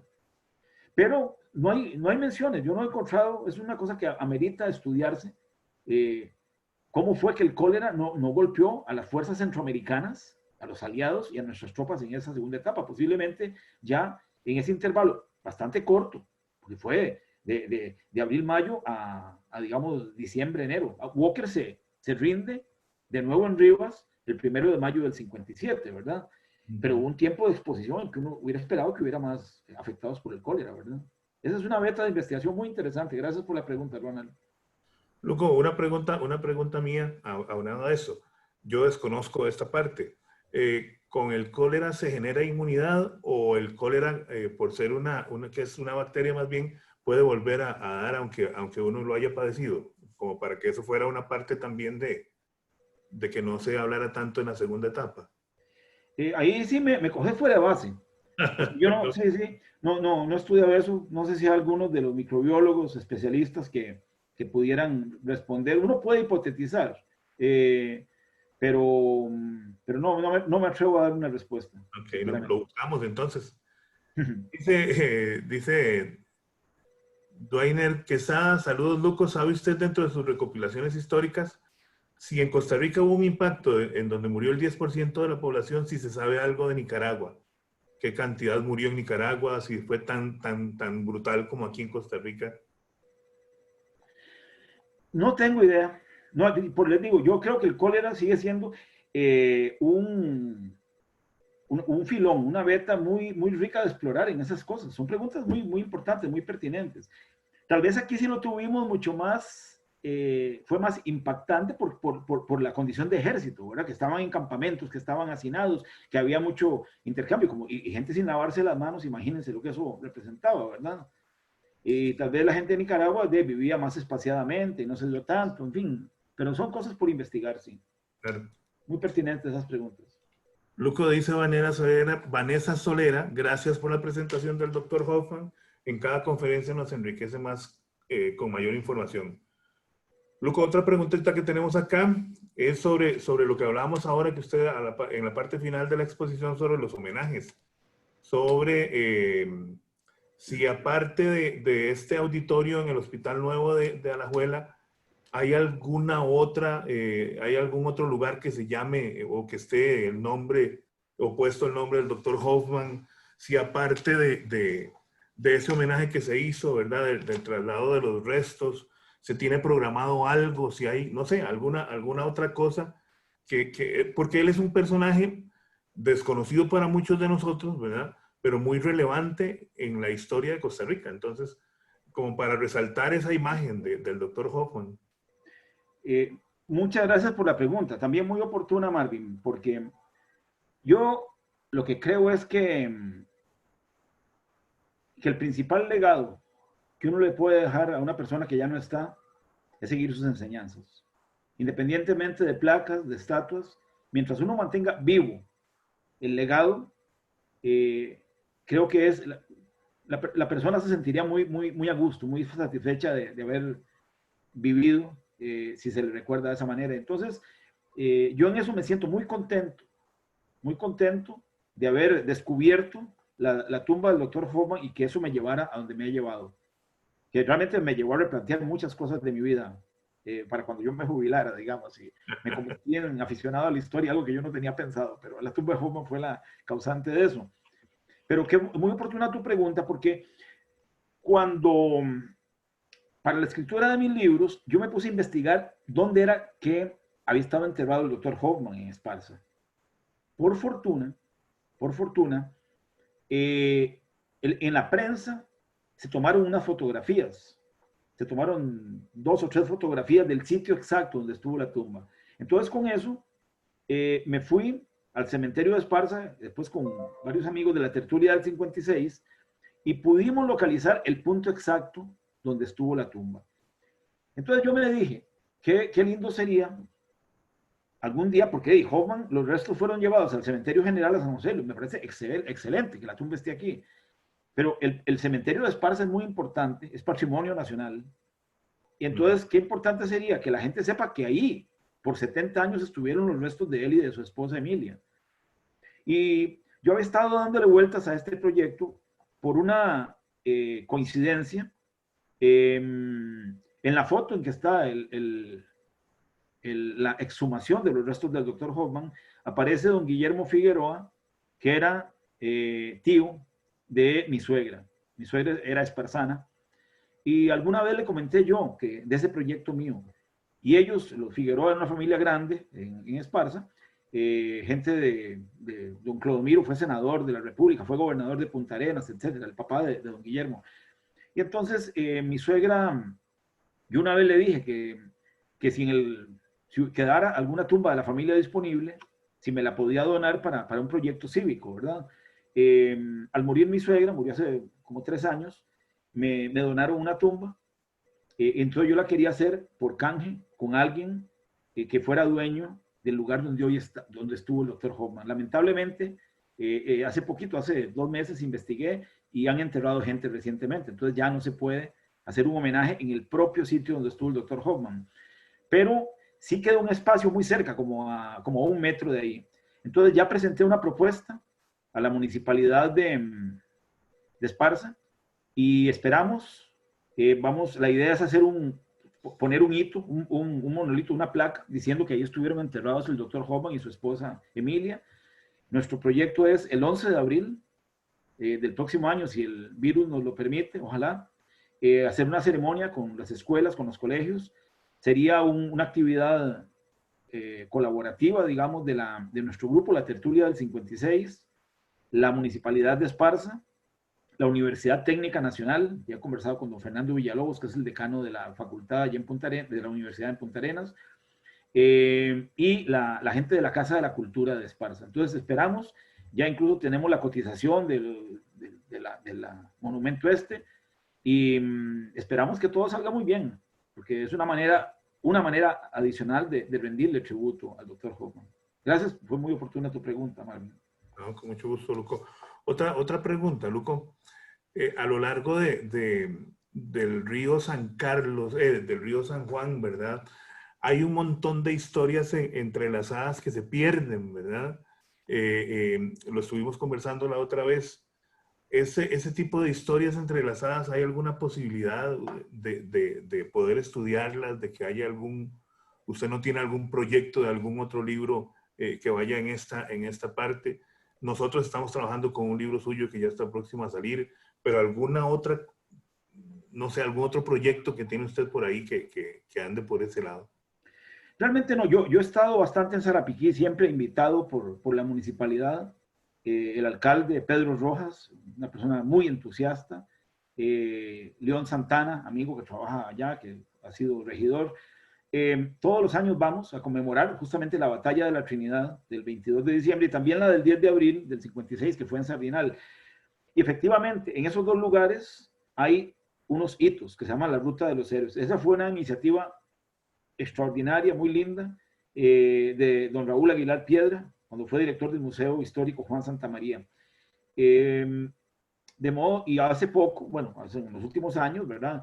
Doña Maureen Sánchez, antropóloga, ha estado haciendo excavaciones junto con otros colegas y con la ayuda del amigo Mauricio Ortiz.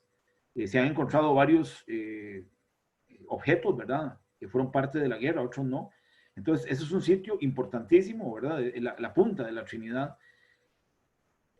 Y justamente ayer me llamaron la semana pasada del Museo Juan Santamaría y ayer estuvieron aquí en mi casa, por supuesto que guardando todas las distancias, ¿verdad? Con todas las previsiones, y me entrevistaron porque hay un proyecto de ellos para hacer es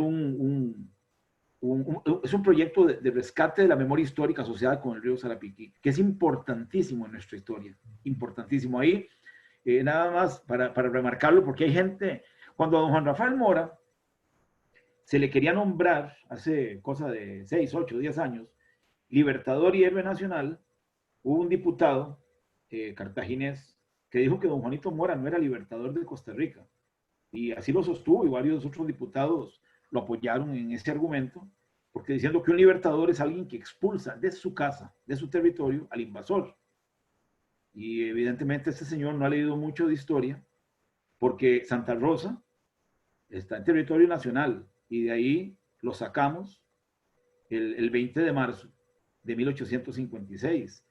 El 10 de abril, una batalla que poca gente conoce, pero los sacamos de la desembocadura del río Sardinal en el Sarapiquí, segunda vez que lo sacamos de territorio nacional. Y la tercera vez fue la batalla de la Trinidad, de la cual mostré este dibujo que hizo Carlos Aguilar. 3 veces expulsamos a los filibusteros de nuestro territorio. ¿Cómo no va a ser don Juanito Mora y quienes lo apoyaron, sus tropas, libertadores nuestros, ¿verdad? Muy interesante porque era lo que conversábamos, Luco, que esos detalles de la historia que quedan ahí perdidos nos tienen que ayudar mucho a ese rescate. Luco, un par de comentarios finales. Nos dice doña Marjorie Ross que sería interesante difundir ahora, a propósito de la sensibilidad con la pandemia del coronavirus, la originalidad y el sacrificio del doctor Hoffman en la lucha contra el cólera. A eso aunamos la entrevista esta que le hicieron y también la que le hicieron, fue en Canal 7, ¿verdad, Luco? Que también le hicieron, pasó hoy en la mañana. Sí, bueno, lo de Canal 7 fue más bien cuando nos comunicamos con Ignacio Santos para contarle, porque Ignacio me entrevistó a mí el año pasado a raíz de uno de mis libros sobre don Juanito Mora y las ciencias naturales. Y muy gentilmente me ofreció el espacio para cuando hubiera eventos como estos, ¿verdad? Cívicos, poder difundirlos. Y efectivamente ayer me entrevistaron ellos para anunciar esta conferencia. Yo he escrito recientemente, con lo del coronavirus, he escrito ya en la prensa 3 artículos y en todo menciona al doctor Hoffman, porque él está omnipresente.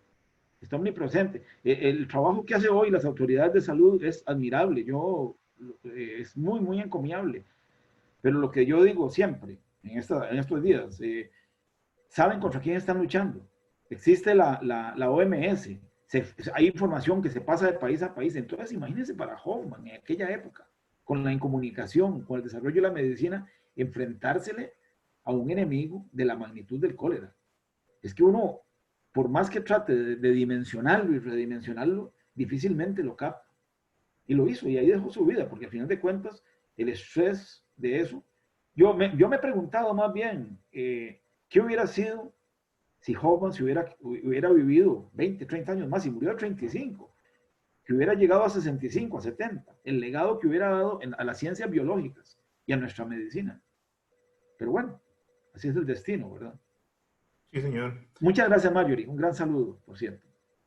Luco, nos preguntan por el Facebook si tiene algún conocimiento de algún costarricense médico o especialista en alguna otra área de las ciencias médicas que haya acompañado al doctor Hoffman en la campaña esta contra el cólera en el 56. Bueno, yo lo mencioné al principio. Mencioné a don Andrés Sáenz Llorente, a don Cruz Alvarado Velasco, Francisco Bastos, que era nicaragüense, por ejemplo, y muy interesante, Fermín Mesa Orellana, que no lo puse en esa lista porque don Fermín no estaba en ese momento en la capital, pero don Fermín, que es el patriarca de la familia Mesa de dentistas muy grande de Costa Rica, y luego don Francisco Moya, que era un ayudante, no tenía título de médico. Antes de terminar, Marvin, hay una cosa que quería destacar, y es un proyecto que quiero hacer algún día, pasa que estoy metido en tantas cosas, pero es con la lista de heridos de Hoffman, ver quiénes son los descendientes de aquellos a quienes él le salvó la vida en Rivas. Y una vez que di una conferencia en el Colegio de Periodistas, que me invitaron, llegó una señora que era bisnieta de uno de estos señores, y da la casualidad que era la mamá de don Fernando Llorca, que fue nuestro ministro de Salud. Entonces, vean ustedes, nuestro ministro de Salud en el gobierno anterior estuvo ahí porque al ancestro Hoffman le salvó la vida. Y aún más, Hoffman le salva la vida a Luis Pacheco Bertora, cartaginés, que fue el primero que intentó quemar el mesón antes que Juan Santamaría. Y don Luis Pacheco Bertora es el ancestro de Miguel Ángel Quesada Pacheco, premio Magón. Miguel Ángel, profesor en Noruega desde hace muchos años, hace 5 o 6 años le dieron el premio Magón. Entonces, cuando uno comienza a ver ¿verdad? Cuando un médico salva vidas, lo hace por una cuestión de humanidad, pero las consecuencias para la patria, o sea, salvando vidas, por lo que la vida significa en sí, pero el legado de gente educada que le aporta al país después, posteriormente como descendientes, ¿verdad? Es una línea muy bonita que ojalá algún día tenga tiempo para trabajar. Ojalá, y ojalá que la publique con nosotros, Luco. Luco, muchísimas gracias. Vamos a ir cerrando. Sí. Muy amable por esta tarde tan interesante. Los comentarios son muchísimos, ¿verdad? Nos han estado haciendo algunas otras preguntas. Mi compañero Alejandro ha estado respondiéndole a la gente sobre dónde se va a proyectar la charla, dónde está grabada, dónde se venden sus libros, en fin, varias cosas que ya han sido contestadas en el chat. Nos preguntan también que acerca de si vamos a tener más charlas en cuanto a estos temas. Contarles que todos los miércoles estamos trabajando con conferencias, ¿verdad? Y las estamos anunciando por todas las páginas. Contarles que la única excepción va a ser el próximo martes 18 de agosto. No lo vamos a hacer miércoles por compromisos de la doctora Paola Vega.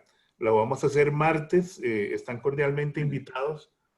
La doctora Paola Vega Castillo, que es ministra de Ciencia, Tecnología y Telecomunicaciones, nos va a dar una charla sobre la ciencia y la tecnología desde la perspectiva de las mujeres científicas en Costa Rica. Entonces, los invitamos para el próximo martes que nos acompañen en esta conferencia.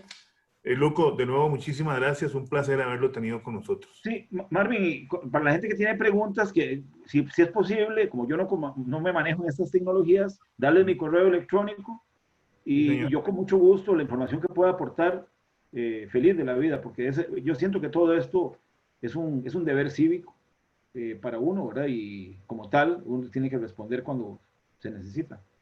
No, más bien, muchas gracias, Luco. Muchas gracias a todos, más bien, por por escucharla, aguantar un largo rato, ¿verdad? Aquí. Vamos nada más a rifar.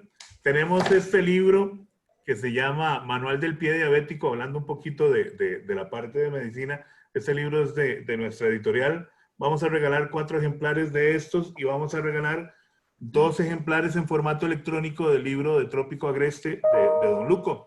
Entonces, Daniel, si me pudieras regalar los 6 nombres de las personas ganadoras, te lo agradecería para hacer la entrega de todos estos premios. Con muchísimo gusto. Tenemos el primer ganador, que es Manuel de Jesús Calderón Rodríguez. Manuel de Jesús Calderón, ajá. Abel Vargas Muñoz. Ajá. Vanessa Solera.